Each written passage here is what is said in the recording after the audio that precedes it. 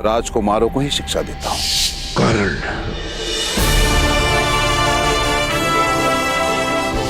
आज मुझे शस्त्र का त्याग करना पड़ा है, किंतु आगे जीवन में किसी कारणवश अगर मुझे शस्त्र उठाना पड़ा तब उसका त्याग कोई नहीं करवा पाएगा। अधिरथ का पुत्र कर्ण, शोण का भाई कर्ण।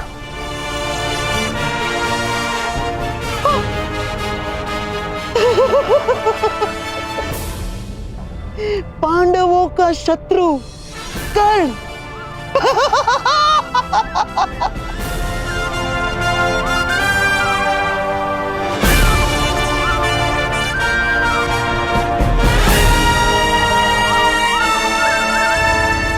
राधे कर्ण।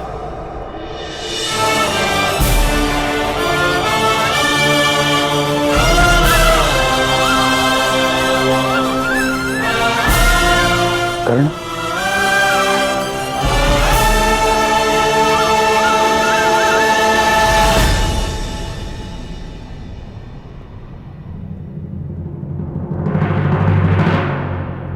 अब मेरा परिचय पूरा हो गया हो तो क्या द्वंद्व की अनुमति है महामहिम? नहीं!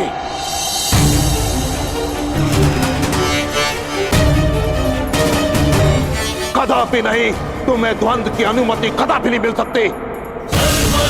अर्जुन कुरुवंशी है, अर्जुन क्षत्रिय है, अर्जुन राजकुमार है और तुम केवल एक सूत पुत्र हो। सूत पुत्र।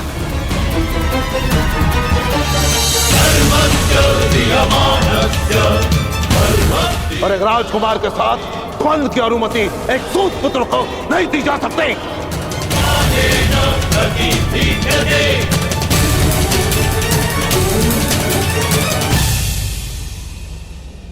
मौन क्यों हो गए सूतपुत्र?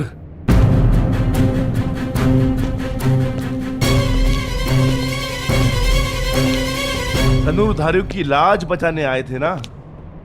अब अपने कुल और जाति पर कदाचित लज्जा आ रही है।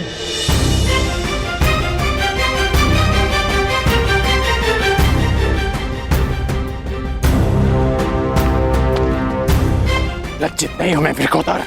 लज्जित नहीं हूं कि मेरा जन्म एक सूत कुल में हुआ। गर्व है मुझे कि मेरे पिता एक सारथी हैं, परंतु शोभ है कि युद्ध में महारथी से पहले बाणों का सामना करने वाले सारथी को यहां सम्मान का पात्र नहीं समझा जाता। अभिमान है मुझे मेरी माता के लालन पालन पर कि जिसने एक सूत को एक धनुर्धर बनने के योग्य बनाया, एक योद्धा बनाया, योद्धा बनाया, योद्धा बनाया।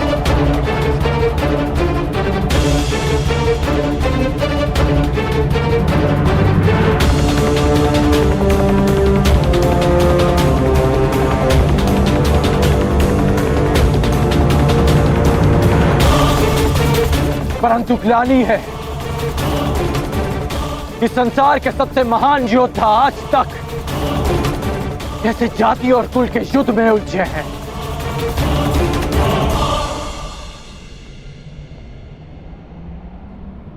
हाँ, मैं सूत पुत्र हूं, सूत पुत्र हूं, सूत पुत्र हूं।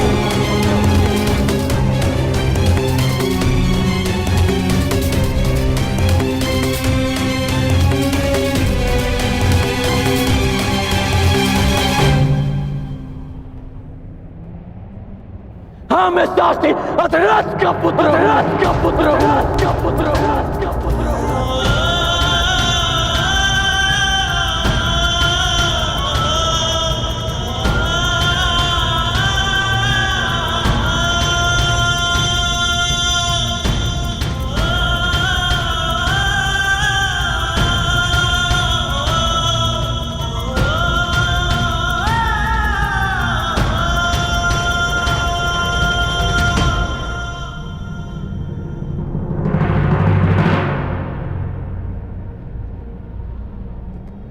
इसी कारण तुम्हें द्वंद्व की अनुमति नहीं दी जा सकती। केवल एक राजकुमार को ही इस रंगभूमि में द्वंद्व की अनुमति दी जा सकती। क्यों मां महिम? मोती किस सागर से आता है कौन पूछता है? उसे माला में ही पिरोया जाता है ना। सागर जलधारा को स्वयं में समाने से पूर्व उससे उसका उद्धाम नहीं पूछता। कुंभ किसी भी माटी से बना हो, उसका लक्ष्य केवल प्यास बुझाना ही होता है।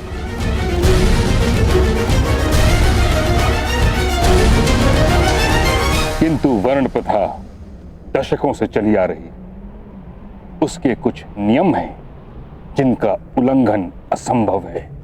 नियम ये थे कि वर्ण विभाजन कर्म से हो। आप लोगों ने उसे जन्म से जोड़कर नियम बदल डाले, तो आज नियम क्यों नहीं बदल सकते?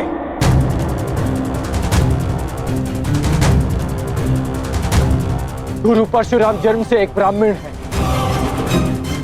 और कर्म से एक क्षत्रिय।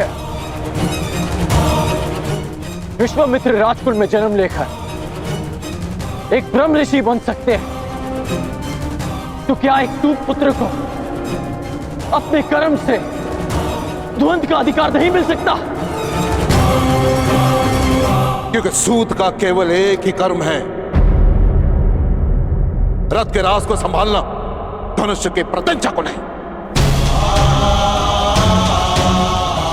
क्योंकि लोखंड से तलवार निर्मित हो सकती है, आभूषण नहीं।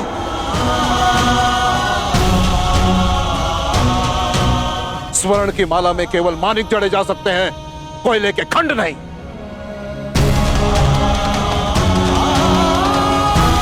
और जो हीरक खंड सम्राट के मुकुट की शोभा बढ़ाता है, वो भी कोयले की खंड से ही बनता है। अर्जुन को सर्वश्रेष्ठ सिद्ध करने के लिए कितने नियम बनाएंगे और कितने नियम तोड़ेंगे आप?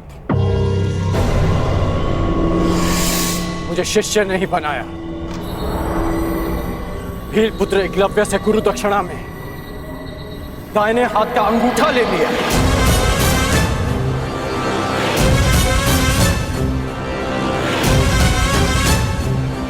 और जब लगा कि अर्जुन को ललकारने के लिए कोई नहीं, तो संसार के समस्त धनुर्धारियों को चुनौती दी।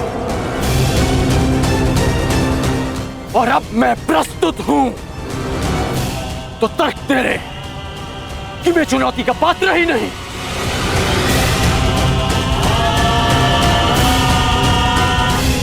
क्या आपकी सोच एक सूत को संसार का भाग नहीं मानती? बस! बस! बस!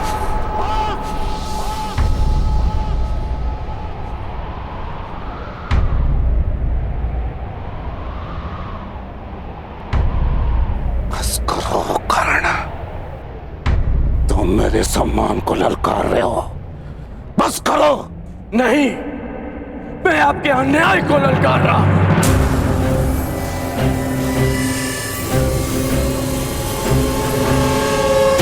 ये कैसा न्याय है महामहिम? मैं इस नीति को नहीं मानता। इसका निर्णय हस्तिनापुर की प्रजा करे।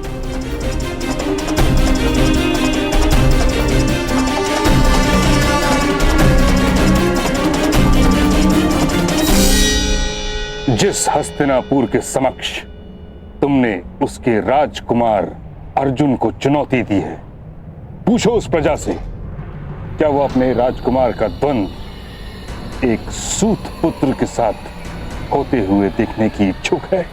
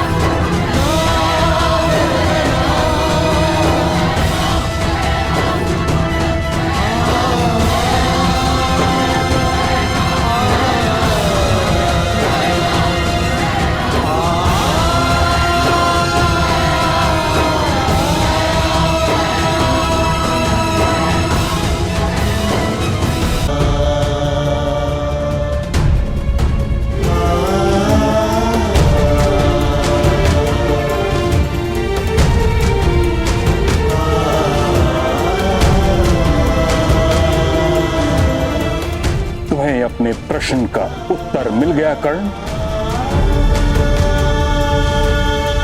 अब प्रस्थान करो। परंतु बस कर्ण।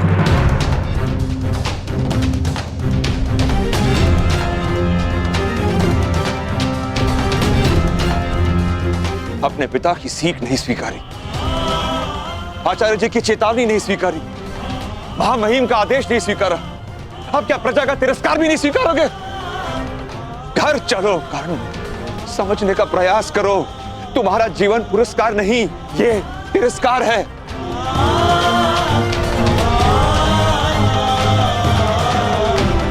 घर चलो।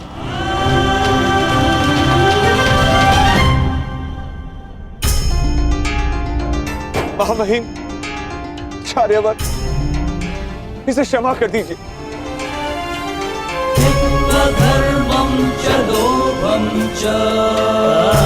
ये मूर्ख है, उदंड है, कहां कैसे व्यवहार करना है उसकी समझ नहीं है इसे। दूत पुत्र है ना, राजज्ञान की समझ नहीं है इसे। इस बुद्धिहीन दृष्ट उदंड को क्षमा कर दीजिए, क्षमा कर दीजिए।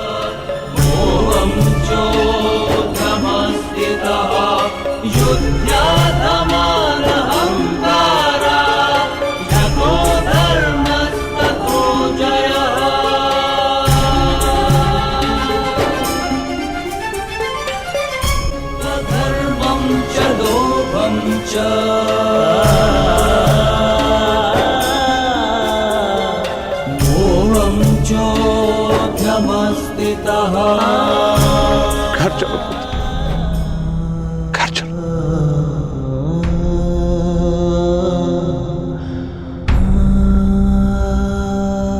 सीखो सूतपुत्र, सीखो। अपने पिता से मर्यादा की सीमा सीखो। सारथी बनने की याचना लेकर आते तो कदाचित अर्जुन की सेवा में रख लेते, परंतु तुम तो द्वंद्व करने चले आए।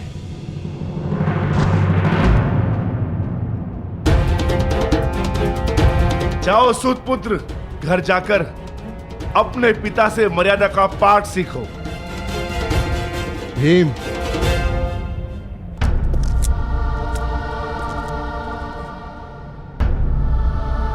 पहले तुम मर्यादा में रहना सीखो।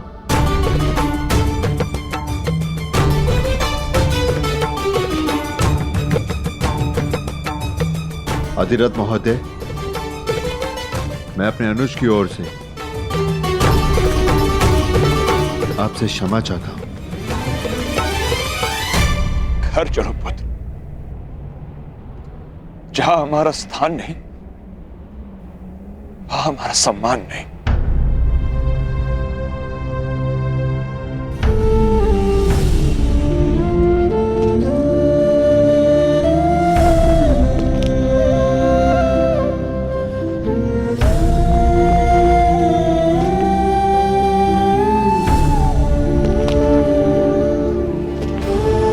मेरे होने वाले सम्राट, इस अर्जुन के हर दिव्यास्त्र का उत्तर है ये कर्णास्त्र। इसे अपने हाथ से ना जाने देना, ना।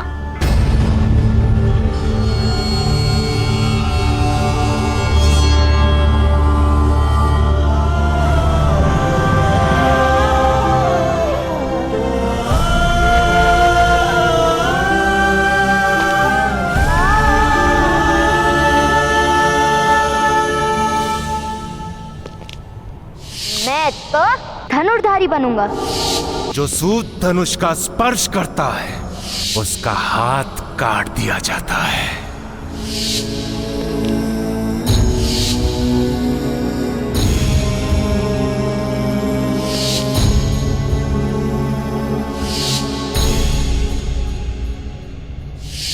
तुम्हें द्वंद्व की अनुमति कदापि नहीं मिल सकती। अर्जुन कुरुवंशी है, अर्जुन क्षत्रिय है, अर्जुन राजकुमार है, और तुम केवल एक सूत पुत्र हो, सूत पुत्र।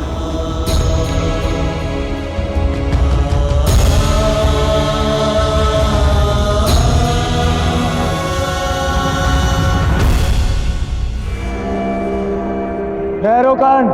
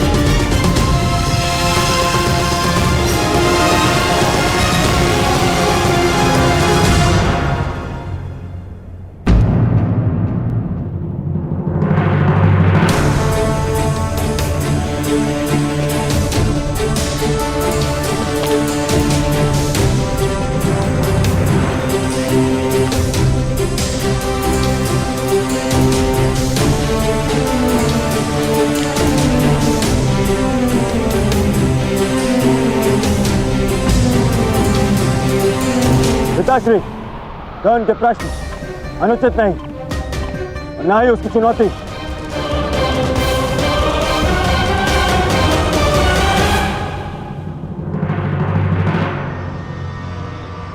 पूछिए तो कहा कर्ण ने?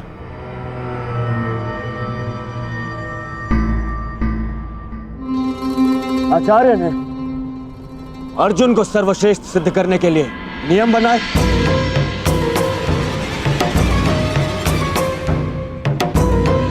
और फिर उन्हें भंग भी कर दिया।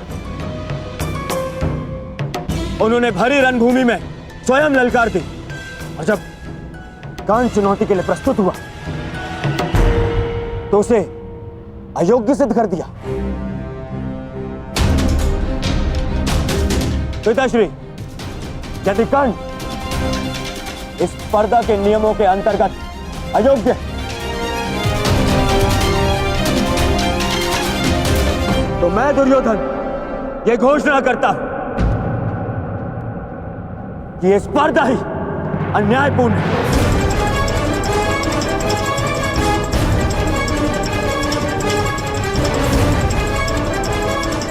इसके नियम नीति सम्मत नहीं। दुर्योधन! हाँ आचार्य, यदि नियम यह है कि एक राजपुत्र ही राजपुत्र का सामना कर सकता है तो नियम यह भी है कि एक गदाधारी को एक गदाधारी का, एक खड़गधारी को एक खड़गधारी का और एक धनुर्धारी को ही एक धनुर्धारी का सामना करना है।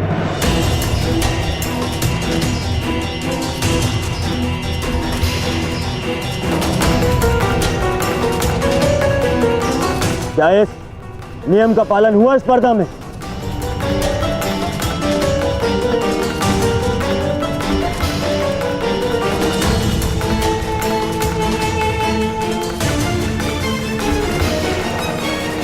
राजकुमार दुर्योधन, तुम नियमों में परिवर्तन नहीं कर सकते। एक राजा या राजकुमार का द्वंद्व केवल एक राजा या राजकुमार के संग ही हो सकता है।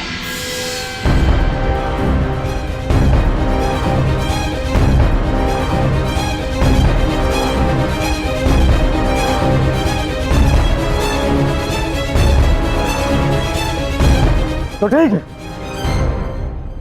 अगर नियम नहीं बदले जा सकते तो मैं कर्ण का परिचय ही बदल देता हूं।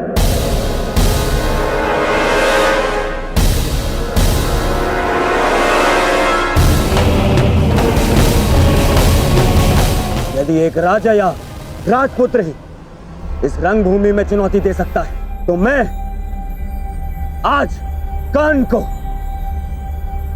सीमांत राज्य अंग प्रदेश का राजा घोषित करता, राजा घोषित करता, राजा घोषित करता, राजा घोषित करता।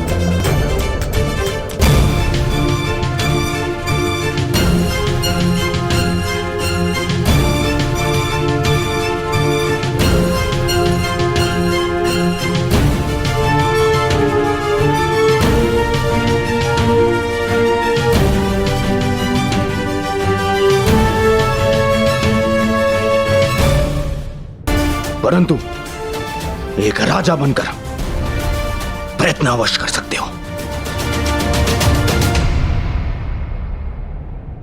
भ्राताश्री, जब तक समाज में परिवर्तन नहीं आएगा तब तक आपके अनुज को शांति नहीं मिलेगी।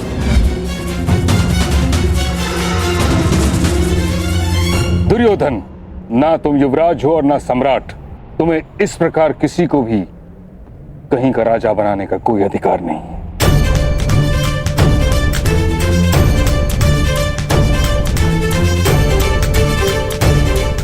कर्ण को इस भांति राजा बनाना नीति संगत नहीं।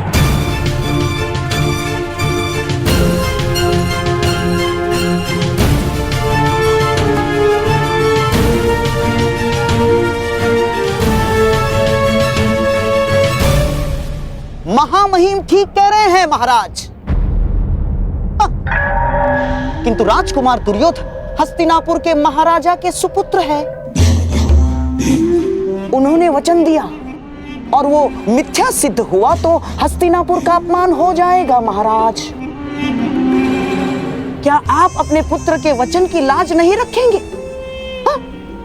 आपको राजकुमार दुर्योधन को यह अधिकार देना ही होगा महाराज, ताकि कोई पांडु पुत्र युवराज ना बन सके।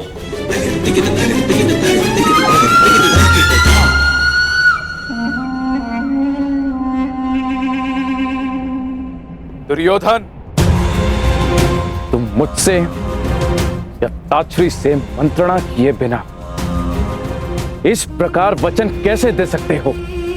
ये अधिकारों का अतिक्रमण है, परंतु अब ये हस्तिनापुर के सम्मान का प्रश्न है। एक राजकुमार का वचन मिथ्य नहीं हो सकता। इसीलिए मैं कर्ण को अंग देश का राजा स्वीकार करता।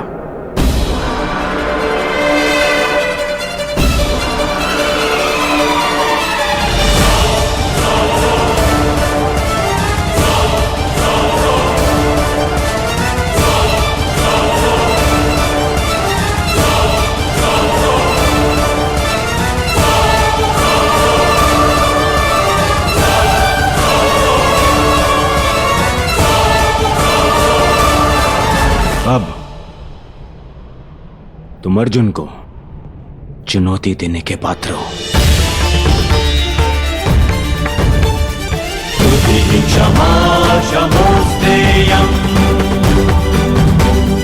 शौचमिन्द्रियनिग्रहा निर्विद्या सत्यं क्रोधो दशकं धर्मलक्षणम् निर्विद्या सत्यं क्रोधो दशकं धर्मलक्षणम् दशकं धर्मलक्षणम्।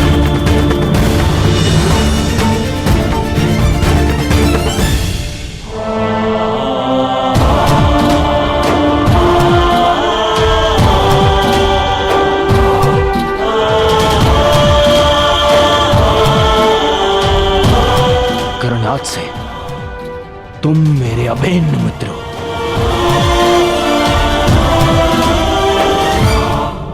मित्रता समानता और बराबरी मांगती है। कहां मैं सूत और कहां आप राजकुमार? कदाचित तुमने महाराज की घोषणा सुनी नहीं। उन्होंने तुम्हें अंगराज घोषित किया है और अब तुम राजनीतिक और सामाजिक दोनों ही रूपों में मेरे समकक्ष हो। मैं दुर्योधन तुम्हें वचन देता हूं कि मित्रता के इस बंधन को जीवन भर निभाऊंगा।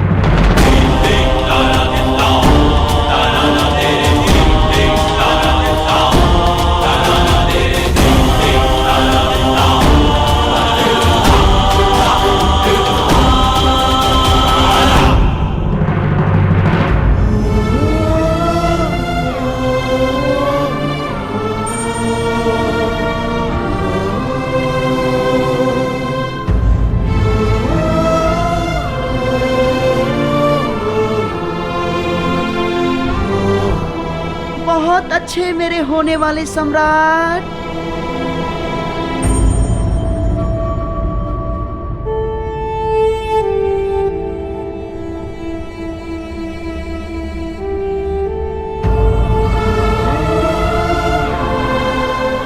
मेरे लिए ये मित्रता उपहार नहीं, मेरे लिए ये मित्रता पितृ और मातृ ऋण से कहीं बढ़कर है। ये राधे कर्ण वचन देता है कि जीवन भर इस ऋण को चुकाऊंगा।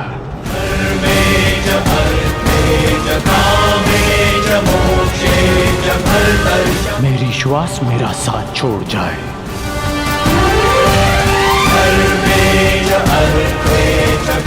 परंतु ये राधे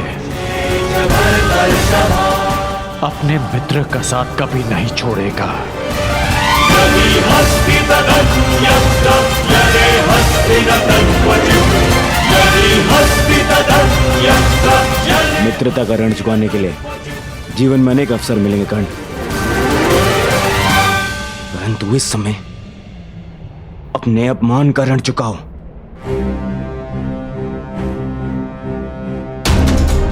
द्वंद्व करो अर्जुन से,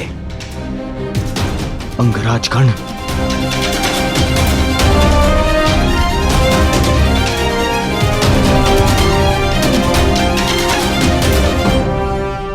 अंगराज कर्ण की, अंगराज कर्ण की, अंगराज कर्ण की, अंगराज कर्ण की, अंगराज कर्ण की,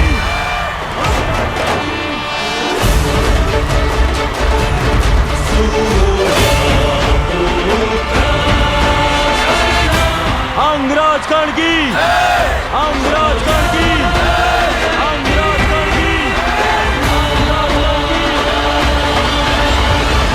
महाराज, यदि मैं द्वंद्व में पराजित हुआ तो मैं सदा के लिए हस्तिनापुर छोड़कर चला जाऊंगा, परंतु विजयी हुआ तो पारितोषक में दूतों को अपनी योग्यता के अनुसार कर्म करने का अधिकार चाहूंगा।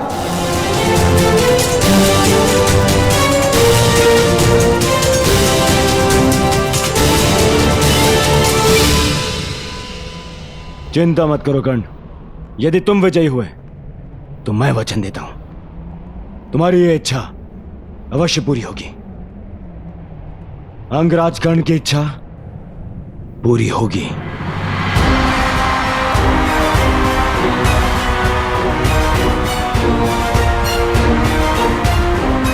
आज्ञा हो तो द्वंद्व प्रारंभ करें पितामह।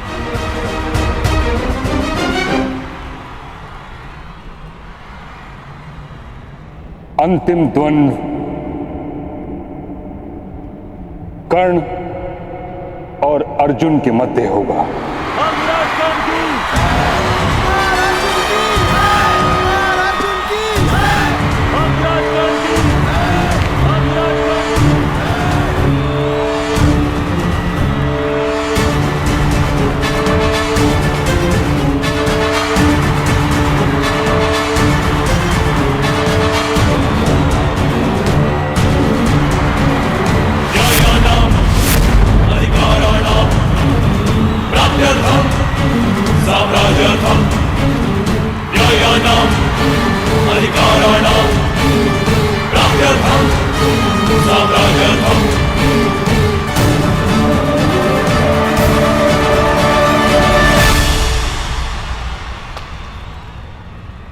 तो अंततः तुम्हारी इच्छा पूरी हो ही गई, क्षत्रियों को ललकारने की।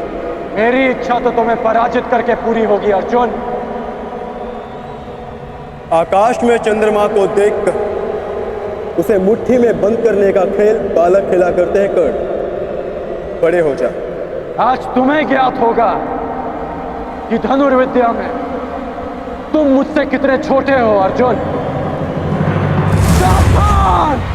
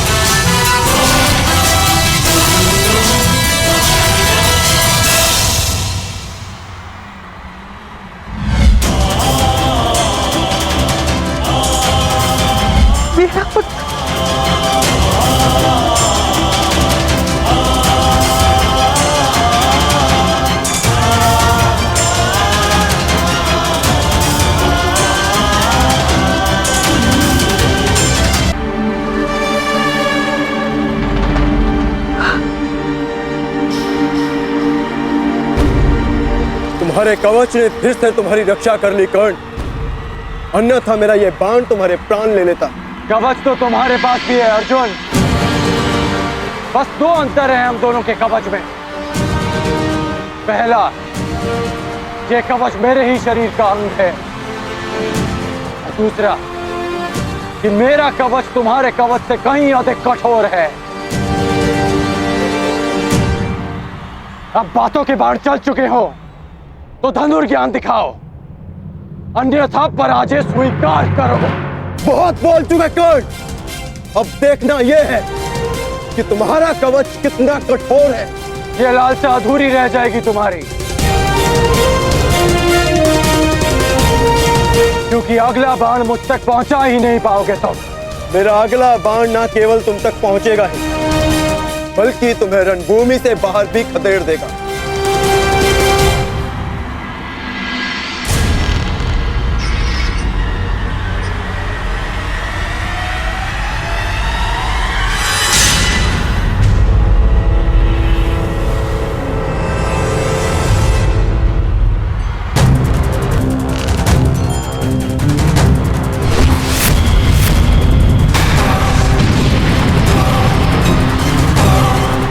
भयास्त्र।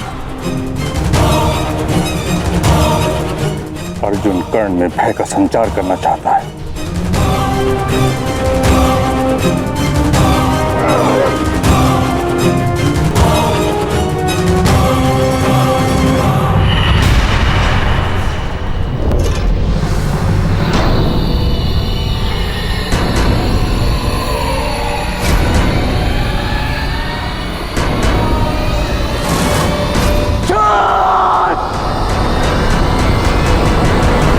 क्रोध, अशांति, पीड़ा ध्यान केंद्र में सबसे बड़ी बाधा है। अपने क्रोध को, अपनी अशांति को, अपनी पीड़ा को शस्त्र बनाकर इसका उपयोग करो कर्ण, उपयोग करो।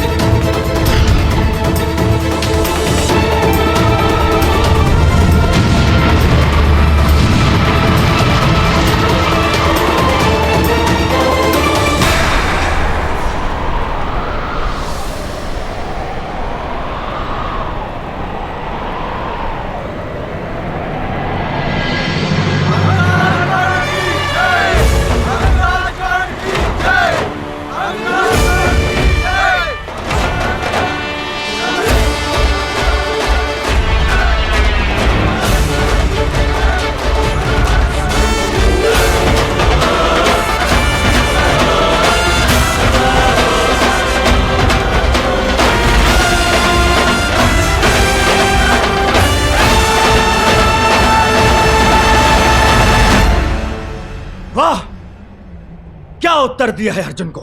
लगता है आज देवता भी मेरे ही पक्ष में है। प्रजा के समक्ष अपना कौशल दिखाने की चाह में तुमने प्रजा को ही भयभीत कर दिया। तुमने भयास्त्र का प्रयोग करके भूल की अर्जुन।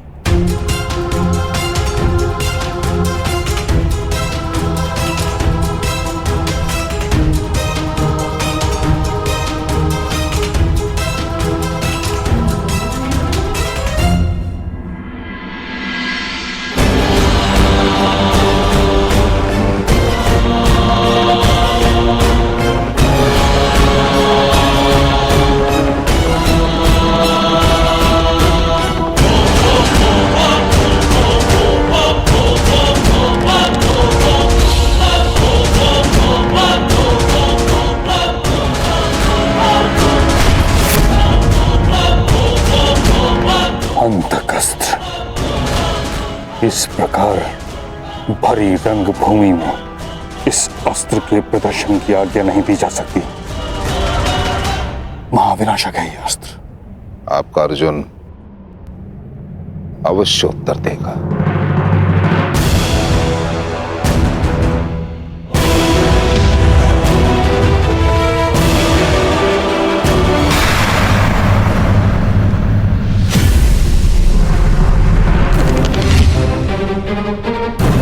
कहा था ना मैंने, अर्जुन अवश्य उत्तर देगा। मृत्युंजय अस्त्र।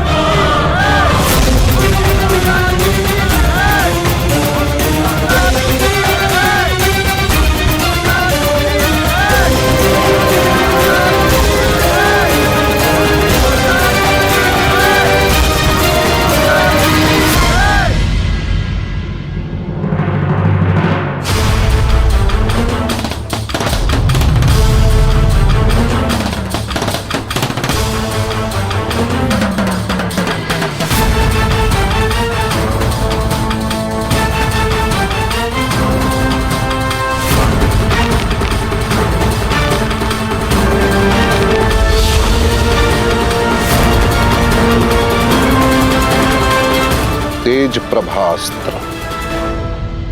अर्जुन कर्ण का धनुष तोड़ देना चाहता है।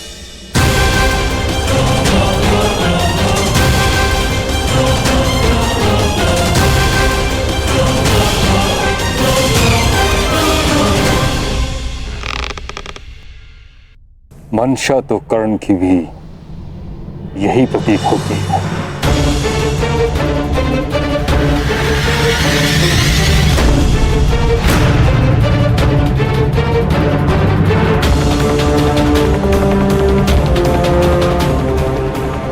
ये कैसा दिन दिखाया है एक माता को। एक ही शरीर की दो भुजाएं एक दूसरे को काटने को आतुर है और रक्त बहेगा एक माता का।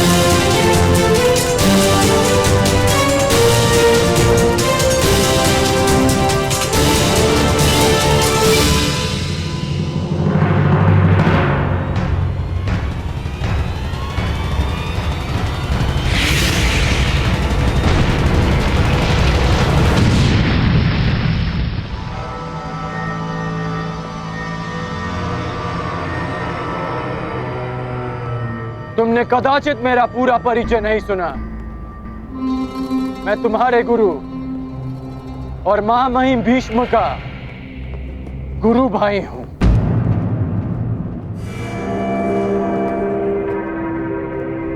भगवान परशुराम का शिष्य हूं मैं।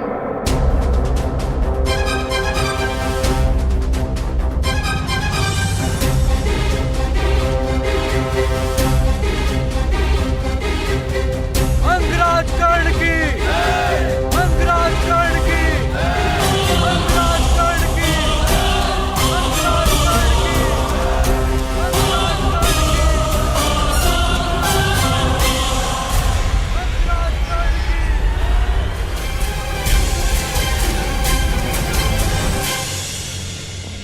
आज तुम्हारा गर्व चूर चूर होगा कर्ण।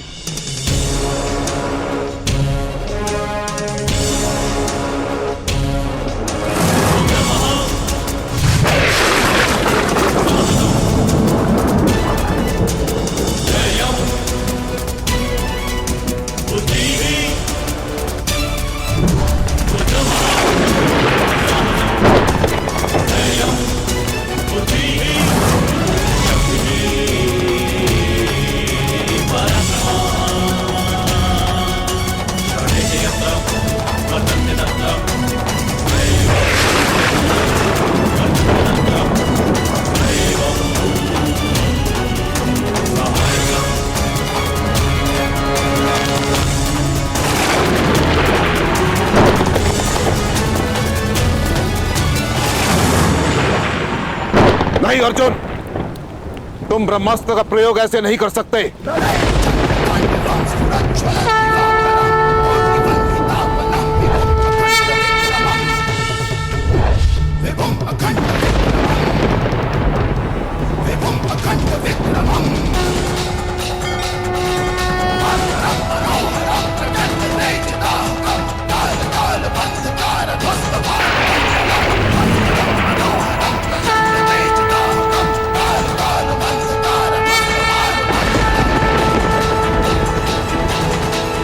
यही भय था मुझे। कर्ण ब्रह्मास्त्र के उत्तर में भार्गवास्त्र का आह्वान कर रहा है। यदि ये दो दिव्य अस्त्र टकरा गए तो महाविनाश हो सकता है आचार्य द्रोण।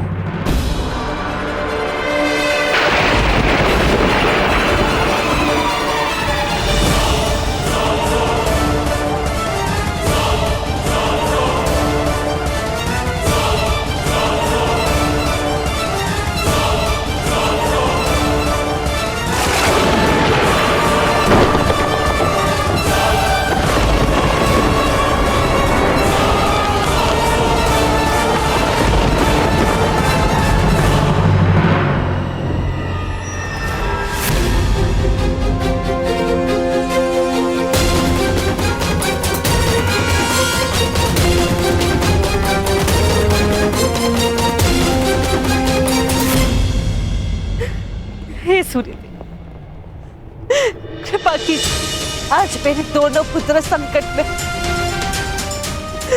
जिनमें से एक आपका पुत्र है। कृपा कीजिए सूर्यदेव, कृपा कीजिए, इस युद्ध को रुकवा दीजिए। कृपा कीजिए सूर्यदेव।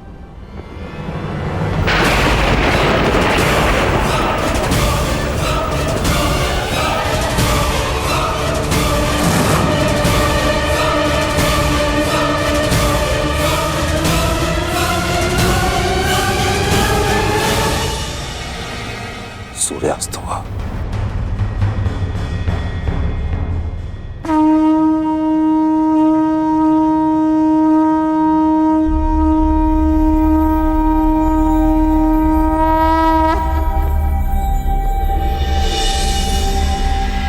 सूर्यास्त हुआ, इसके साथ ही आज की रंगभूमि संपन्न हुई।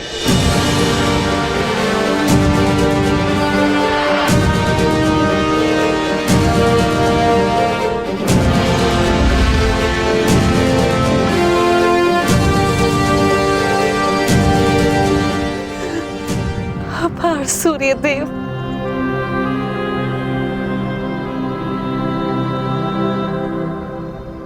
रंगभूमि संपन्न हुई, परंतु विजेता का निर्णय कैसे होगा? कौन है विजेता आचार्य? राजकुमार दुर्योधन। इसकी घोषणा कल राज्यसभा में होगी।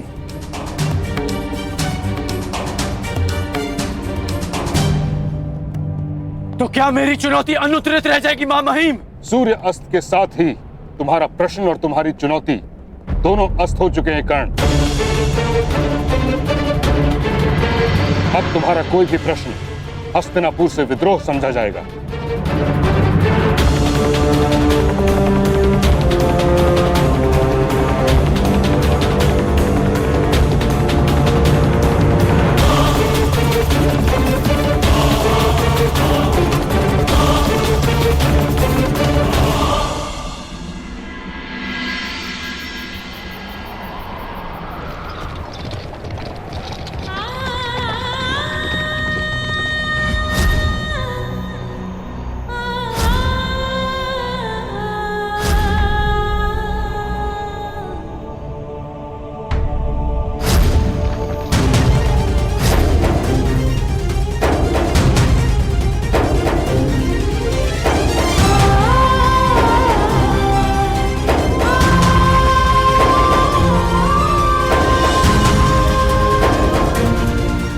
मेरा पुत्र है,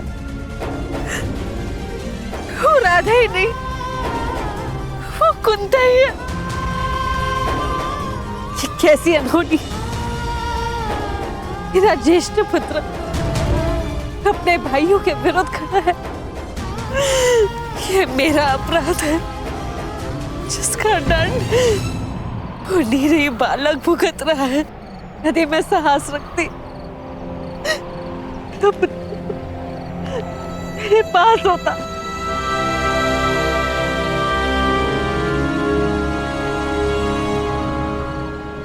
देख क्या रहे हैं आप सूर्यदेव, इस अपराध में आप भी सम्मिलित हैं, परंतु देव है ना आप, सरल है आपके लिए, उल्लास भरे दिन में प्रकट होते हैं और कठिनाइयों की संध्या के आते ही निकल जाते हैं। आप मेरी कठिनाइयां कैसे समझेंगे? अमर देव है ना आप, एक मृत मानव की पीड़ा और एक निश्चित मां की चिंता क्या समझेगा?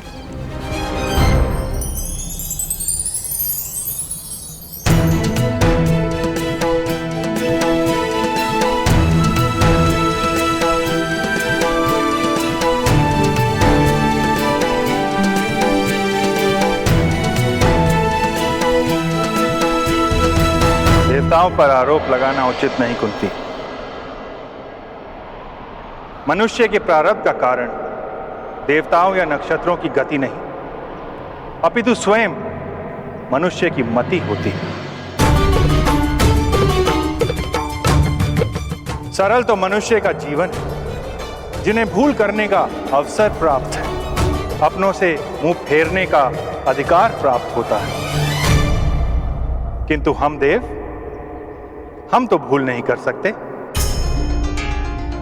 जिस पुत्र को जलधारा में बहाकर तुम एक पल में भूल गई, उस पुत्र के जीवन के पल पल के साथ में जुड़ा रहा। उसे असुरक्षित देखकर तुम में आज करुणा उत्पन्न हुई, किंतु मैं तो वर्षों से उसका सुरक्षा कवच बनके उसकी रक्षा करता आ रहा हूं। और आज तुम मुझ पर आरोप लगा रही हो।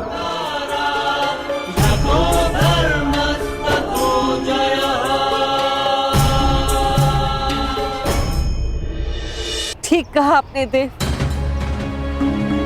अपराधी हूं मैं, किंतु इस अपराध का इतना बड़ा डर नहीं मिल सकता मुझे। मेरे दोनों पुत्र एक दूसरे के समक्ष शत्रु बनकर खड़े नहीं हो सकते। दोनों की धामिनियों में मेरा रक्त बहता है, उन्हें एक दूसरे का रक्त बहाने नहीं देगी कुंती। अभी समय शेष, इस अपराध का प्रतिकार किया जा सकता है देव। समय तो अपने चक्र में चल रहा है देवी। जो हुआ, जो हो रहा है और जो होने वाला है, उसके पीछे बहुत ही महत्वपूर्ण कारण है। जो हुआ उस पर मेरा वश नहीं था देव, किंतु जो विनाश होने जा रहा है उसे रोका जा सकता है।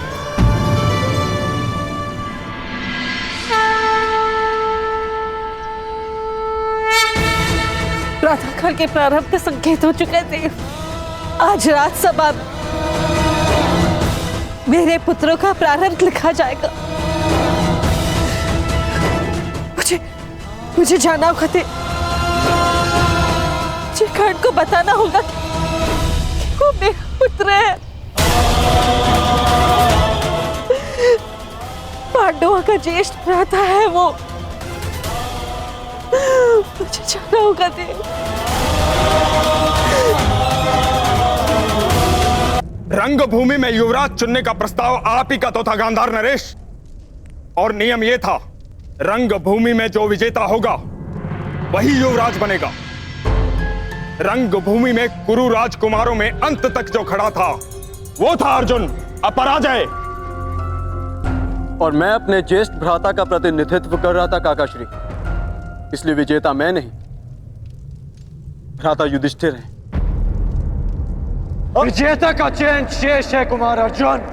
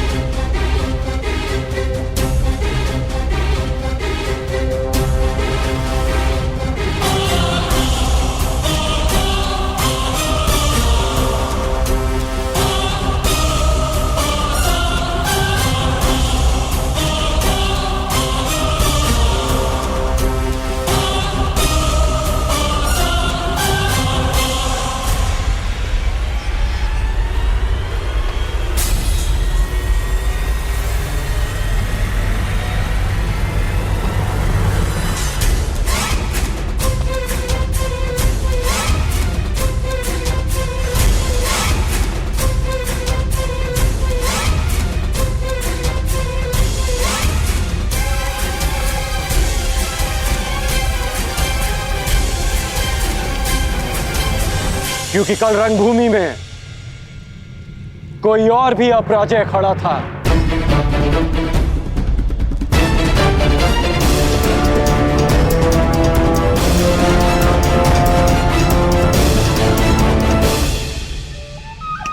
अब आनंद आएगा मेरे होने वाले सम्राट।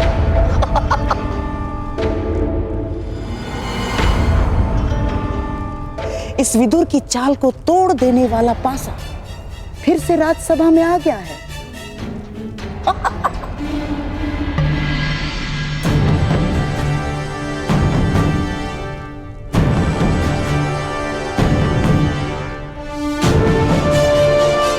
अभी द्वंद्व शेष है, उसका परिणाम शेष है,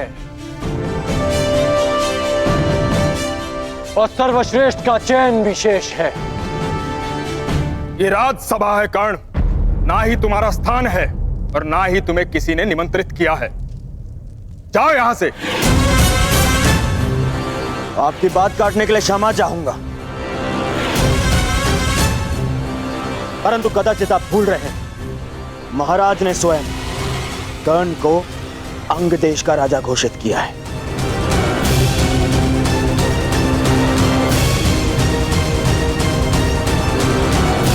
और अंग देश हस्तिनापुर के अधीन है।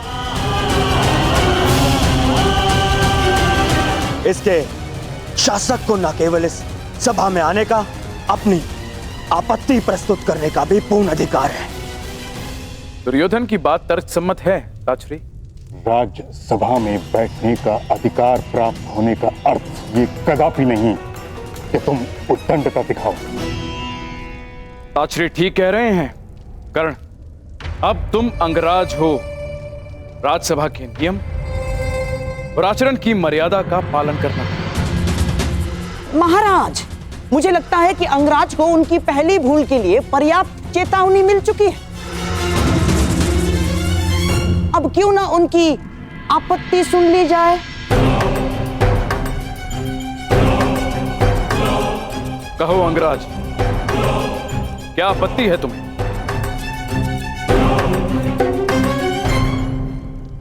महाराज, आपत्ति नहीं, निवेदन है कि कल रणभूमि में जो द्वंद्व अधूरा रह गया था उसे आज पूरा किया जाए।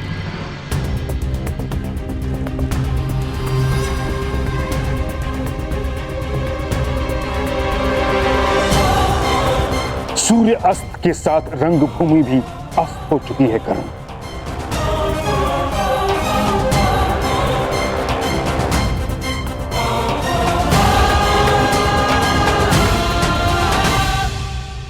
सूर्यास्त से दिन समाप्त होता है मामहीम, जीवन नहीं।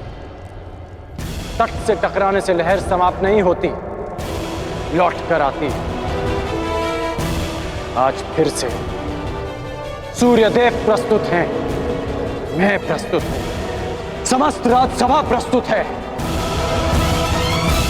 तो द्वंद्व का परिणाम आने दीजिए मामहीम।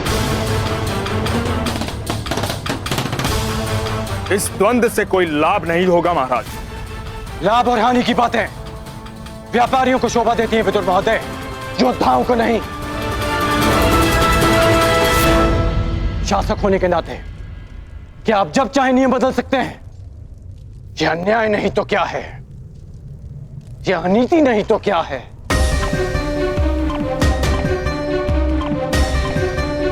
कुमार अर्जुन, यदि तुम वही अर्जुन हो जिसे मैं वर्षों से जानता हूं, यदि तुम राजनीति से ऊपर उठे हुए योद्धा हो, तो मुझे पूर्ण विश्वास है कि तुम अपना अधूरा द्वंद्व अवश्य पूरा करोगे। मैं पहले भी वही अर्जुन था और अब भी वही अर्जुन। मुझे ये द्वंद्व स्वीकार है।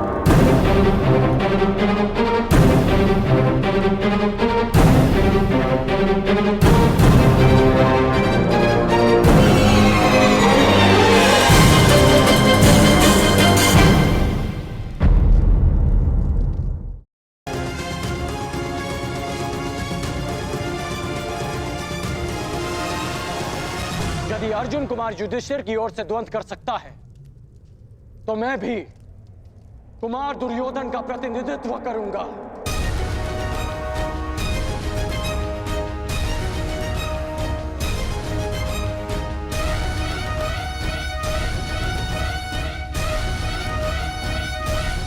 और इस स्थिति में भी अर्जुन और मेरे मध्य द्वंद्व शेष है।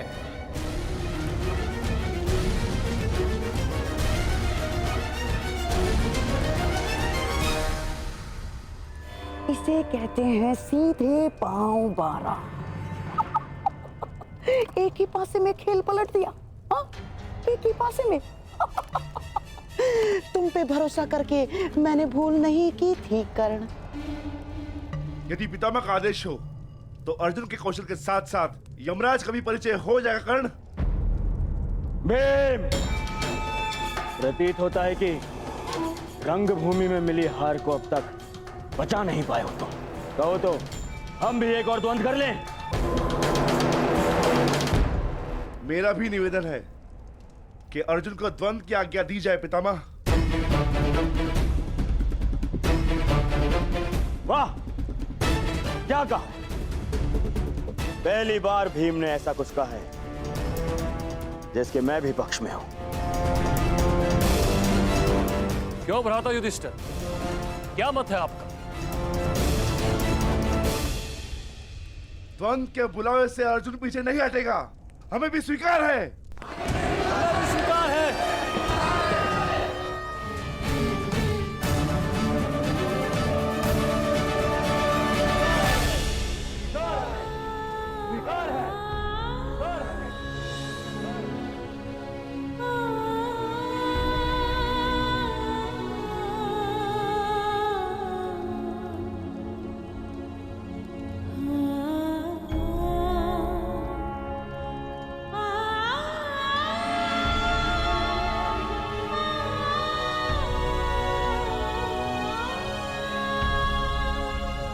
परंतु मुझे स्वीकार नहीं।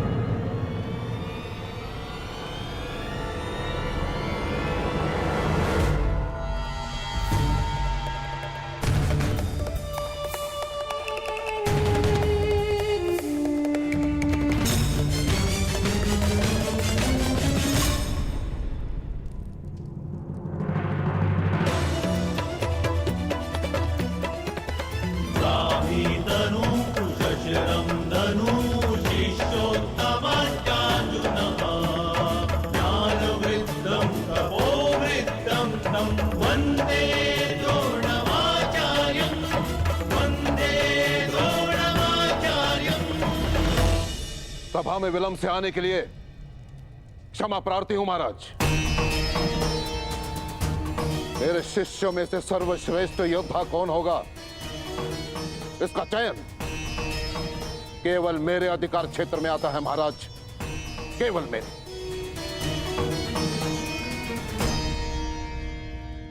आपका तात्पर्य क्या है आचार्य? वही जो अंगराज कर्ण का है।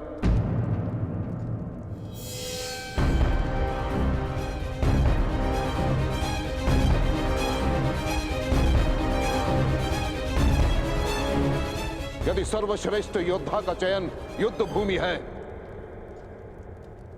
तो युद्ध भूमि मैं दूंगा।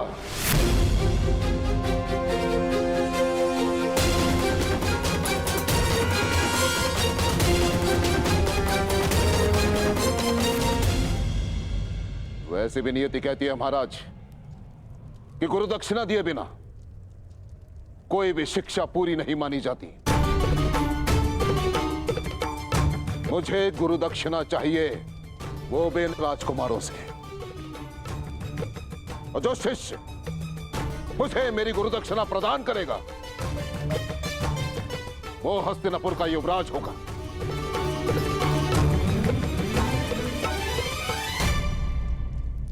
आचार्य, कहीं इस दक्षिणा का अर्थ भी वही तो नहीं जिसके कारण एकलव्य का अंगूठा छीना था आपने? मुझे तो केवल शंका है कि यह परीक्षा भी उसी शिष्य के लिए तो नहीं जिसे आप सर्वश्रेष्ठ मान चुके हैं।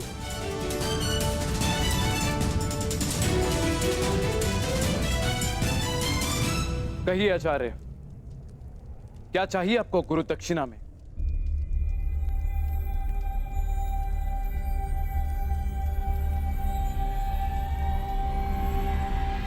पांचाल नरेश द्रुपद।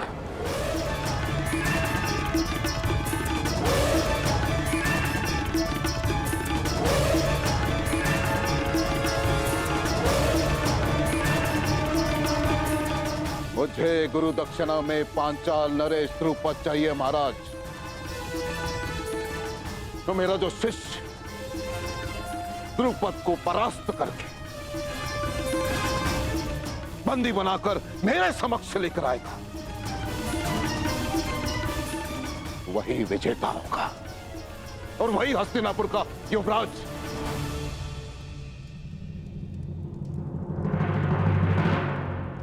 ये कैसी गुरु दक्षिणा है आचार्य? आप जानते हैं कि पांचाल नरेश द्रुपद कितने शक्तिशाली हैं। उनकी सेना अपराजय है आचार्य। योद्धाओं में वट वृक्ष के समान है वो। तो मेरे शिष्यों को बलपूर्वक उस वृक्ष को उखाड़ कर फेंकना होगा महाराज। अपने गदा के प्रहार से पांचाल के दुर्ग की नींव हिलानी होगी। अपने बाणों की वर्षा से पांचाल के आकाश को प्रकाशहीन करना होगा। हस्तिनापुर का युवराज केवल वही हो सकता है महाराज जिसके नाम से शत्रु कांपे, जिसके तेज मात्र से हस्तिनापुर को कोई चुनौती ना दे पाए, केवल वो। मैं अपने पुत्रों को मृत्यु के मुख में नहीं भेज सकता। ईश्वर ने मुझे नेत्र नहीं दिए हैं। अब आप चाहते हैं कि मैं अपने पुत्रों के मुख से स्वर भी ना सुन पाऊं? नहीं आचार्य, आप कुछ और गुरु दक्षिणा मांग लीजिए। मैं यहां व्यापार के लिए नहीं, प्रतिकार के लिए आया हूं महाराज। मुझे द्रुपद चाहिए या फिर और कुछ नहीं। और यदि हस्तिनापुर मुझे मेरी गुरु दक्षिणा नहीं दे सकती तो मैं कहीं और ढूंढूंगा उस सर्वश्रेष्ठ योद्धा को जो मेरी गुरु दक्षिणा मुझे प्रदान करे।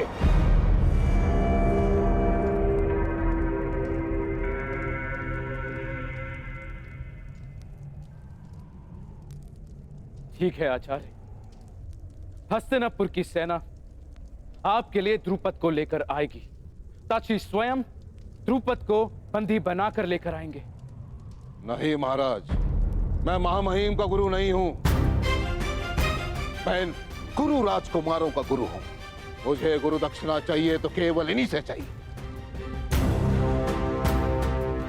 परंतु एक बात का स्मरण रहे महाराज, हस्तिनापुर का प्रारंभ केवल वही बन सकता है जो सिंह के साथ युद्ध करे। जिसे हस्तिनापुर के ध्वज में अपना नाम अंकित करना है उसे सर्वप्रथम पांचाल के ध्वज को झुकाना होगा।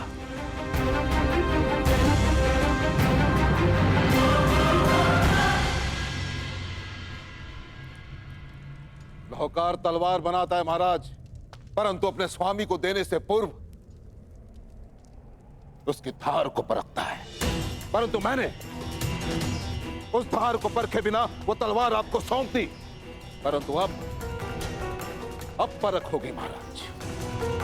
मैं देखना चाहता हूं कि मैंने शूरवीर योद्धा तैयार किए कि हस्तिनापुर में केवल अपना समय नष्ट किया है। क्या तुम 105 में से कोई है जो अपने गुरु के ऋण को चुका सके?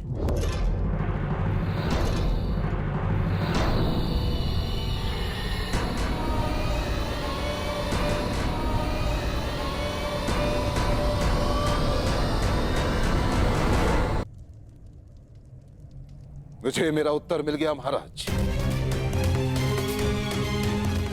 आज अपने ही परीक्षा में असफल रहा। आप अपना युवराज चुनने के लिए स्वतंत्र हैं और मैं अपने सर्वश्रेष्ठ शिष्य को ढूंढने जा रहा हूं।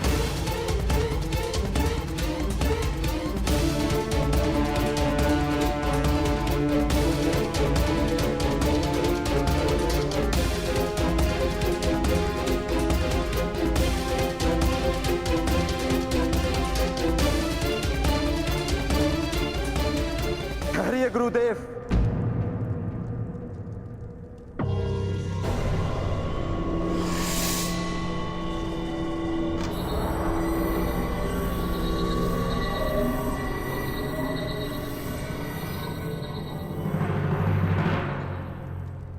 विलंब से उत्तर देने के लिए क्षमा चाहता हूं। मैं सोचने लग गया था कि वर्षों के महान परिश्रम के बदले मेरे गुरु बस इतनी सी गुरु दक्षिणा मांग रहे हैं।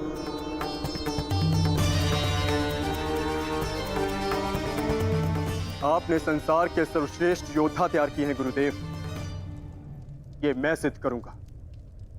मैं पांचाल नरेश को आपके समक्ष लेकर आऊंगा। मैं पांचाल की ध्वजा को आपके चरणों में भेंट करूंगा।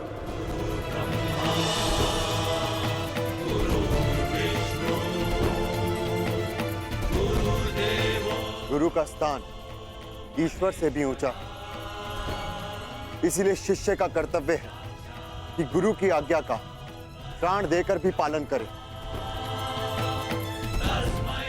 हमारे गुरु की कामना अधूरी रह जाए, यह हमारी गुरु दक्षिणा, यह हम कभी स्वीकार नहीं करेंगे। आपको आपकी गुरु दक्षिणा अवश्य मिलेगी गुरुदेव। हम पांचों कल ही पांचाल की ओर प्रस्थान करेंगे।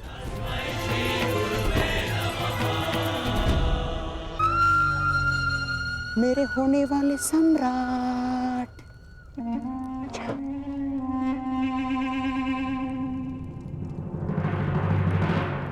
हम भी जाएंगे।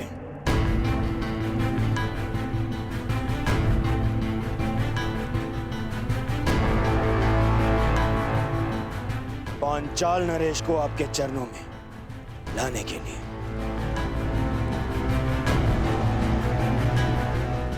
और अब युवराज का चुनाव गुरु दक्षिणा ग्रहण के पश्चात ही होगा।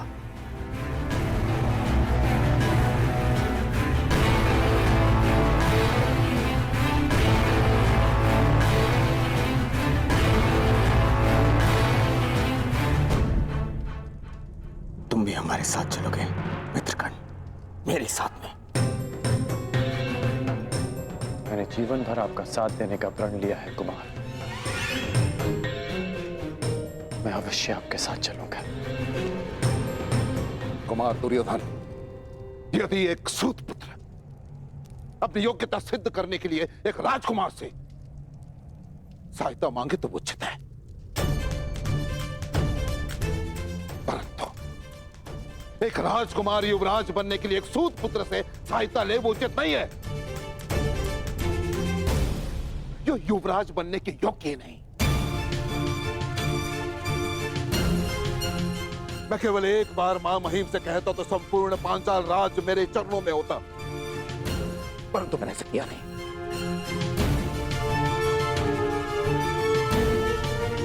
क्योंकि एक योद्धा अपनी शक्ति से अधिकार पाता है, दान में प्रसाद नहीं।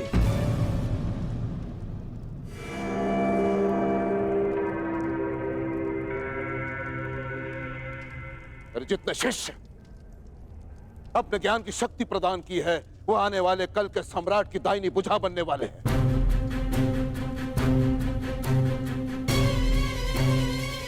यदि इस भुजा को एक सूत पुत्र के बाहुबल की आवश्यकता पड़ जाए तो मुझे ग्लानि है कि तुम मेरे शिष्य हो।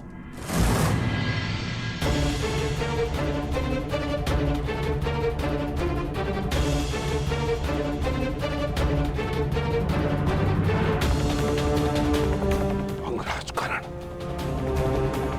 तुम अपने मित्र के सहायता के लिए प्रस्तुत हो, ये तुम्हारा कर्तव्य है।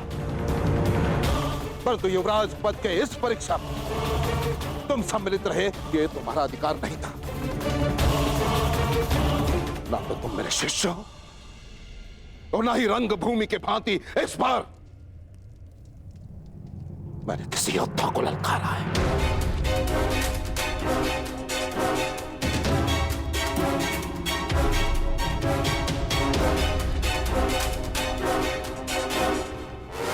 और यदि तुम भारी योद्धा के सहायता के बिना पांचाल नरेश द्रुपद का सामना नहीं कर सकते तो तुम्हें वहां जाने की आवश्यकता नहीं है।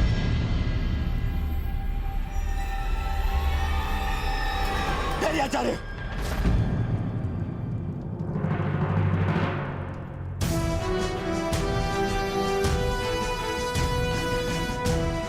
आपने ठीक कहा आचार्य। हाँ कर आचार्य, तुम ठीक कह रहे हैं। ये उनके शिष्यों की परीक्षा है, इसलिए मैं दुर्योधन अपने भाइयों के साथ में स्वयं अपने गुरु दक्षिणा का ऋण चुकाने अवश्य जाऊंगा। यदि ऐसा करते हुए मैं वीर गति को भी प्राप्त हुआ तो मेरा सौभाग्य होगा।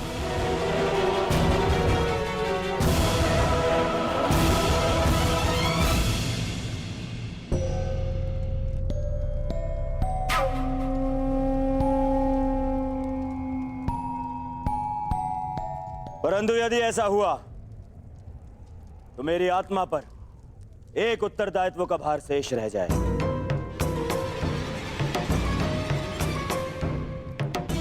मैंने कर्ण को अंगराज घोषित किया, इसीलिए मेरा निवेदन है कि पांचाल पर आक्रमण से पूर्व मित्र कर्ण का राजाभिषेक कर दिया जाए।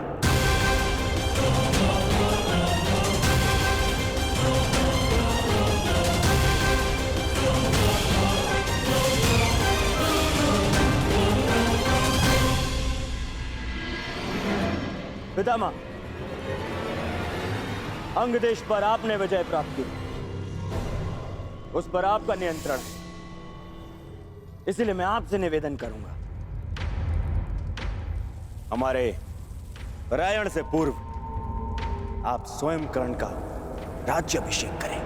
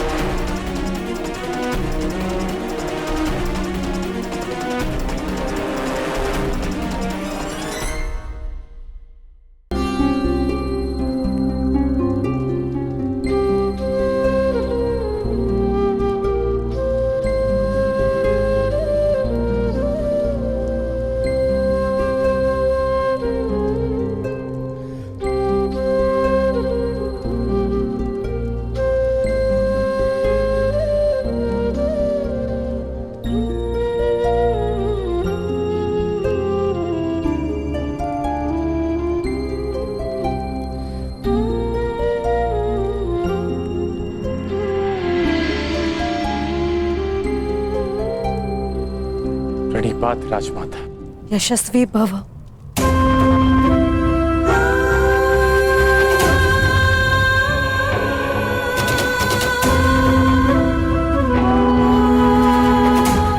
तुम्हें वर्षों पश्चात देखकर तुम्हारे शौर्य ने मुझे गर्वित किया है पुत्र।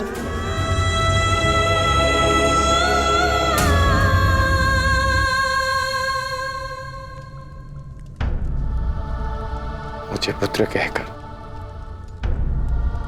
आप अपना स्तर क्यों हीन कर रही हैं राजमाता?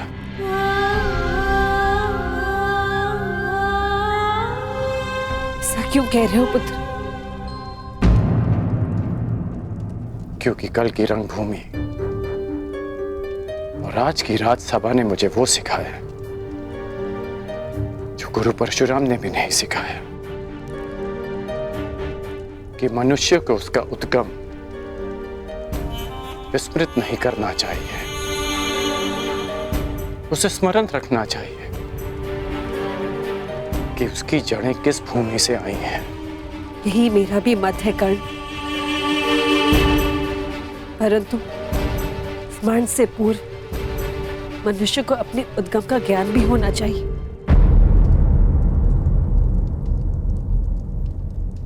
क्या तुम जानते हो कि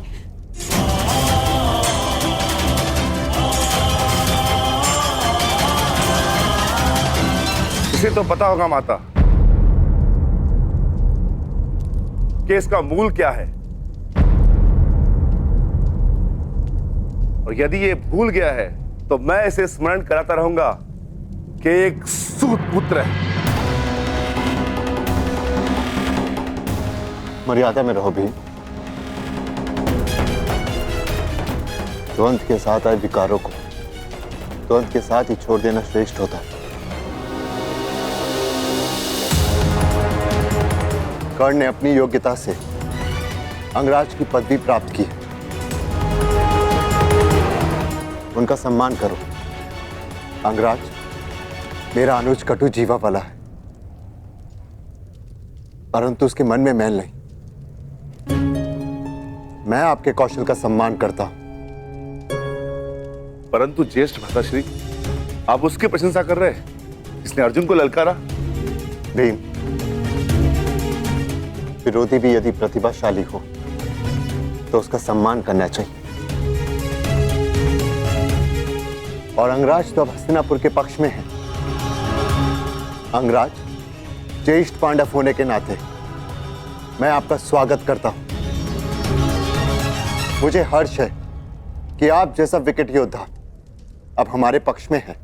मैं केवल कुमार दुर्योधन के पक्ष में हूं।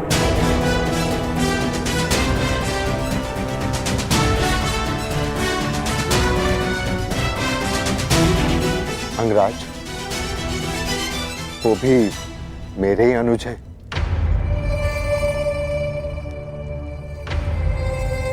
चलिए माताश्री।